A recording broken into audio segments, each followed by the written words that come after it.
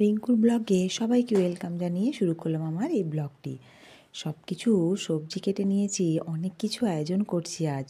আজ আমরা আমার কলিগকে আইবুড়ো ভাত খাওয়াবো, সেই জন্য সব বন্ধুরা মিলে সবাই মিলেই আর কি ঠিক করেছি যে আজকে ওকে খাওয়াবো। তাই আমার বাড়িতে সবাই মিলে চলে এসছে আর সব অ্যারেঞ্জ করছি। আর কোণে এই যে লাল ওড়না নিয়ে আছে দেখছেন, শাল, ওই হচ্ছে কোণে। তো ওকে আমরা সবাই মিলে প্ল্যান করে ভাবলাম আজকেই খাইয়ে দিই আইবুড়ো ভাতটা। তাই তো সবাই মিলে রান্না করছে, মজা করছে, খুব মজা হলো জানেন তো। এইরকমভাবে মজা করতে খুব ভালো লাগে। আর এইদিকে ওই যে ওর দাদার কাছে ও গান লোড করছে না মোবাইলে, কিছু লোড করছে হয়তো মুভি টুভি।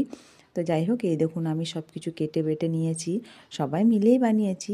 ফ্রায়েড রাইস বানাবো, আর পনিরের তরকারি বানাবো, চাটনি বানাবো, চিকেন বানাবো, পোলাও বানাবো, অনেক কিছু আইটেম করব, যতটুকু পারবো আর কি। তো এই যে সবাই মিলে রান্না করেছি, সবাই মিলে রান্না করেছি, সবাই মিলে মজা করেছি, আর সবাই মিলে খেয়েছি। তো যাই হোক, চলুন আপনাদেরকে দেখাই আমি রান্নাগুলো করি, আর বাকিরাও করছে, সবাই মিলেই করছে।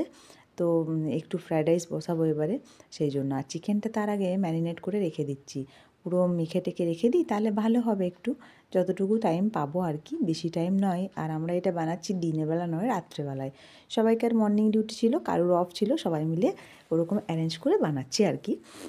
তো সেই জন্যই। আর এই যে আমি এটাতে ফ্রায়েড রাইস বানাবো, সেই জন্য জল চাপিয়ে নুন দিয়ে আর গরম মশলা দিয়ে পরে তেজপাতা দিয়ে চালটা দিয়ে বসিয়ে দেবো। আর ওইদিকে চিকেন বসাবো, আর তরকারিটা হচ্ছে ওইদিকে শিলা করছে। সবাই মিলে করলাম আর কি, এদিকে গ্যাসে এদিকে ইন্ডাকশানে। আর বেশ তাড়াতাড়ি হয়ে গেছিলো, বেশি দেরি লাগলো না। সবাই মিলে মজা করে করলাম, টাইমটা তো বুঝতেই পারলাম না। আর খুব সুন্দর পিকনিকের মতন হলো, কোনো দিনও ভুলবো না এটা, খুব ভালো লেগেছে আমার। আপনাদের কমেন্ট করে জানাবেন আপনাদের কেমন লাগলো পুরো ভিডিওটা আমার। আর এই যে একটু লাস্টে তেল দিয়ে দিলাম যাতে ভাতগুলো আর কি লেগে না যায়, সেই জন্য।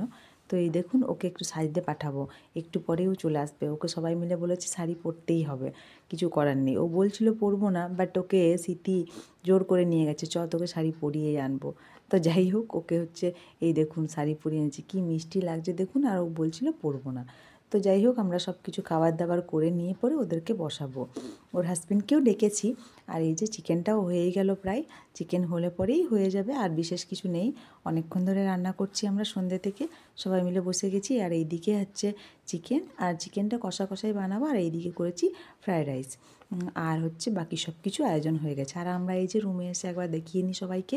আর ওকে দেখুন খ্যাপা, ও হচ্ছে মুখটা লুকিয়ে রেখেছে। তো যাই হোক, এই দেখুন শ্বেতা, খুব সুন্দর লাগছে না ওকে? কেমন লাগছে কমেন্ট করে জানাবেন আপনারা। আর হয়েছে আমার ছেলে গুণধর, ও একদম খুশি, সবাইকে ও লোকজন দেখলেই খুশি হয়ে যায়, খুব ভালোবাসে। আর এই দেখুন নতুন বউ আর নতুন বর, হবে আর কি। তো যাই হোক, দুজনেই খুব মিষ্টি, আমাদের থেকে অনেক ছোট। তো যাই হোক, ওদেরকে এই যে সবাই মিলে একসাথে বসে গেছি, আয়োজন করেছি, আর সবাই মিলে একসাথেই খাবো। তাই ওই যে শিলা দিয়ে দিচ্ছে, আর আমিও দিলাম, আর সবাই মিলে একসাথে বসে বসে খাবো আর মজা করব। আপনাদের পুরো ভিডিওটা কেমন লাগলো জানাবেন। আর লাস্টে শেষ করার আগে আর একটা সুন্দর জিনিস দেখাবো, যে আমরা বলছি কনেকে বললাম, তাকে বললাম যে তুই একটু মিষ্টি খাইয়ে দে, আর ও যেন একটু মিষ্টি খাইয়ে দেয়, ওটা আমরা দেখতে চাই। তো বলছিল, লজ্জা করছিল প্রথমে, যে না না না, আমরা রিকোয়েস্ট করাতেও আর না করতে পারেনি। তাই ও এই দেখুন খাইয়ে দিল, কি মিষ্টি লাগছে না?